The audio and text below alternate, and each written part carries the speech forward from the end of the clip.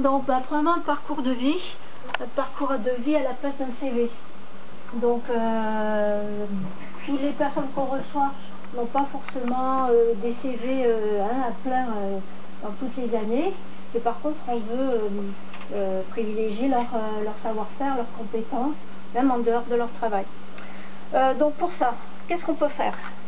Par qui? C'est les gens qui vont raconter leur vie, enfin, entourés de partie de leur vie. À qui? À l'animateur formé par les ERIC.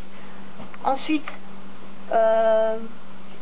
on peut faire ça, alors il y a des modalités, on peut faire ça par groupe, avec peut-être des méthodologies qui existent déjà, une façon de faire qui font que les gens puissent exprimer de manière un peu spontanée ce qu'ils savent faire.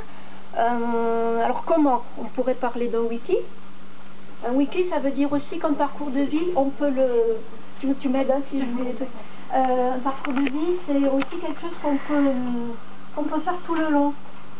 C'est ça, avec un moyen, peut-être un wiki dans le sens où on peut rajouter des choses, on peut faire ça comme un carnet de bord personnel, avec peut-être une partie qui sera mieux mise en forme et qui sera utilisable par, disons, les employeurs, enfin, du moins à destination des employeurs. Donc c'est quelque chose qui est aussi un outil personnel, finalement. Qu'est-ce qu'on peut faire d'autre? Les méthodologies. Ensuite, on peut dire aussi qu'il y a évidemment des obstacles. La première des lourdeurs qu'on va rencontrer, c'est de faire accepter ce parcours de vie par des institutions comme Pôle emploi, par aussi la manière de travailler.